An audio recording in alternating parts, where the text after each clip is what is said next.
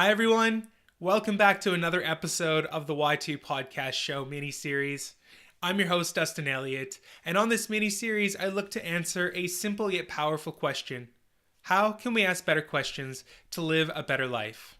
Now, if this is your first episode, let me welcome you and thank you for taking some time to listen. We really appreciate it. Or if you're a regular listener and subscriber, welcome back. If you haven't and you don't know much about the podcast, this mini-series is all about exploring how we can ask better questions to live a better life and help us be happier, healthier, and more successful in all the different aspects. The mini-series is broken into two parts, 2 episodes per week. The first part is like today, where I'll break this question down into smaller, bite-sized topics where we can start to look at different strategies and tactics and approaches to help ask better questions to live a better life. The second part, one episode will be coming up later this week and always the second half of the week, is where I'll interview a variety of professionals who all share one common bond. Their ability to do their jobs largely depends on their ability to ask good questions. So far, I've recorded with qualitative researchers, data scientists, police officer, high-priced consultants, personal coaches, and a range of other top professionals. So we can learn how to ask questions like, say, a police detective, like this week's episode is, and I'll explain more about that later today. Make sure if you haven't, you hit that subscribe button so you don't miss out on future episodes where we continue to build on these concepts. This episode, as with all the episodes of the first half of the week, are available on YouTube as well as obviously on your audio podcasts, wherever you find your podcasts. And if you haven't already, please make sure you subscribe again, whether it be on YouTube or your preferred podcasting app, or better yet, do both. Links as always on the Y2 Podcast website at projecty2.com. It's projecty and the number 2.com, where you can check out more resources on this. And always a massive quick shout out to our official sponsor here on the Y2 Podcast, YZ. YZ, if you didn't know, is an easy to use online training software that makes it so simple to create and deliver online learning. Make sure you jump over to their website, yz.com, that's wyzed.com, to check out some videos and even get started with your own 14-day free trial. All right, enough of the intro. Let's get right into it today. And I want to take today as an opportunity, following up, it is the second episode of the first half of the mini-series, where I want to really look at approaching a question that I want to focus on today. And that question is simply this. What is wrong with the questions we might be asking ourselves now? And before we get into future episodes, I wanted to take a moment with you to take stock of where we're at now. It's really important, I believe, to really look at the lessons that we're at now as creating a baseline and using those moments to look at some of the lessons that we can start to glean out by our current habits now. It's important to note, though, that this isn't a competition with other people. It's merely an opportunity for us to be better than we were yesterday in our own individual race. So, no matter where you start from, you're at the right spot, so don't worry. I want to just quickly pop off with a quote to kind of get today's episode rolling.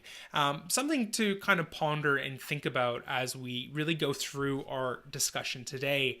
And it's by a guy by the name of Ray Dalio. It came out of one of his most recent books called Principles, which I'm absolutely loving. I've got the audiobook version where he actually narrates quite a bit of the book, and I highly recommend it. But his quote goes like this: "Look for people who have lots of great questions. Smart people are the ones who ask the most thoughtful questions, as opposed to thinking they have all the answers. Great questions are a much better indicator of future success than great answers."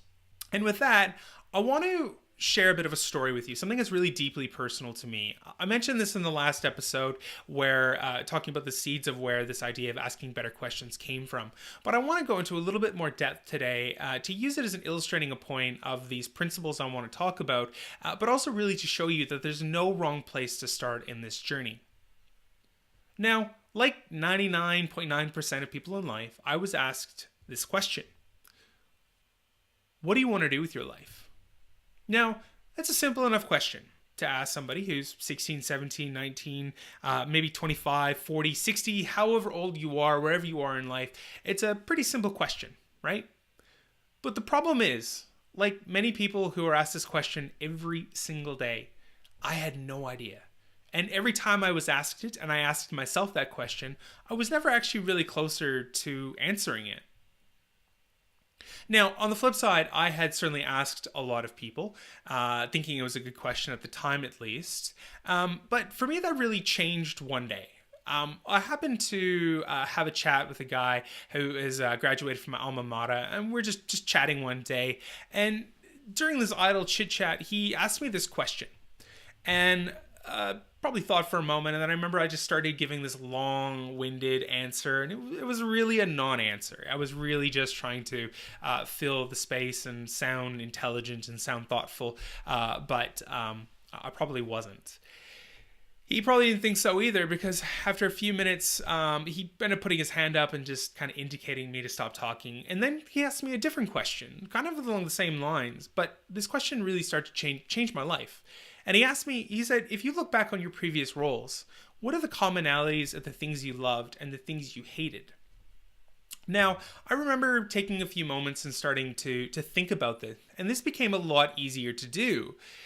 You see, up until that point during my first year of university, I had pretty much discounted all my previous jobs. We're talking fast food, retail, heavy industry, construction, hospitality jobs, and even a job delivering newspapers in my hometown in northern Canada for good measure.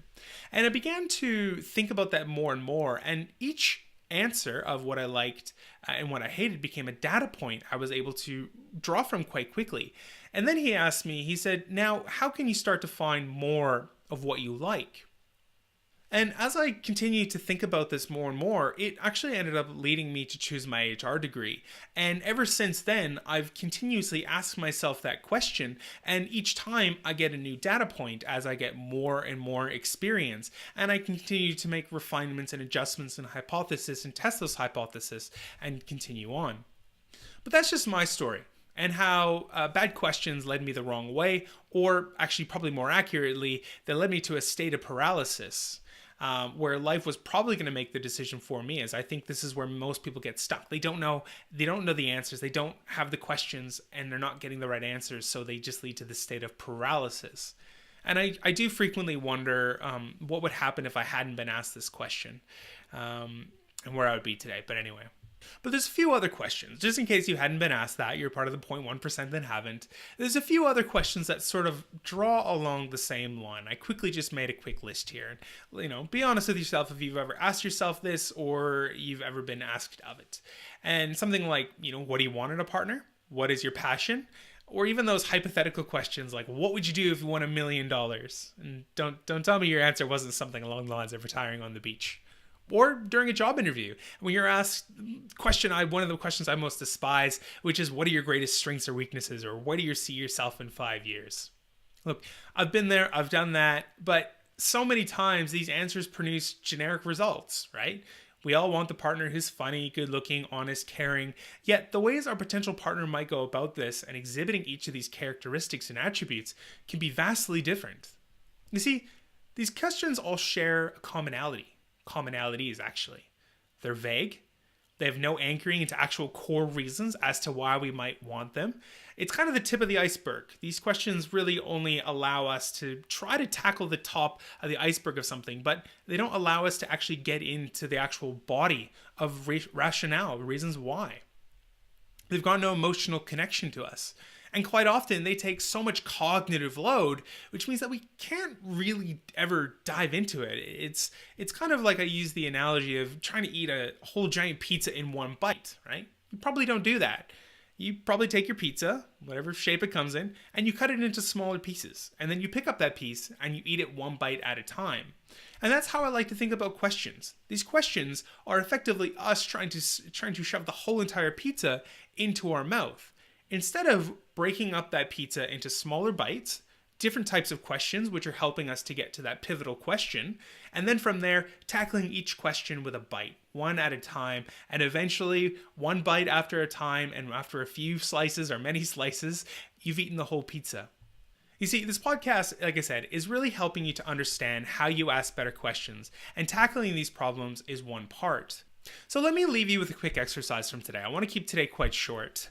And I want you to take 5 minutes. I would literally want you to sit down when you have 5 minutes, you're not going to be interrupted, set a timer, and list down some of the questions you've been asked lately, or those you've asked of other people, that elicit these sort of generic answers.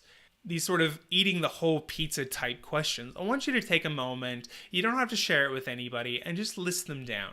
If you do want to, though, I'd love if you can share it with me, whether it be on the social medias or you want to directly message me. I'd love to hear some of your recommendations I'd love to hear some of your thoughts, rather, if you wouldn't mind posting them. But with that being said, I'll leave it at that for today. I want to let everybody know that the next episode coming up is going to be part 2 of Narelle Fraser. So if you haven't heard part 1, I recommend jumping back and listening to part 1. It's all focusing really on how to ask questions like a retired police detective. Narelle has an absolutely amazing history, so I'd really recommend, if you want, jump back, listen to part 1, or you can jump into part 2. Have a bit of a listen, but again, jump back into part 1 as we continue the conversation. As always, I look forward to speaking to you soon, and I hope you have a wonderful rest of your day.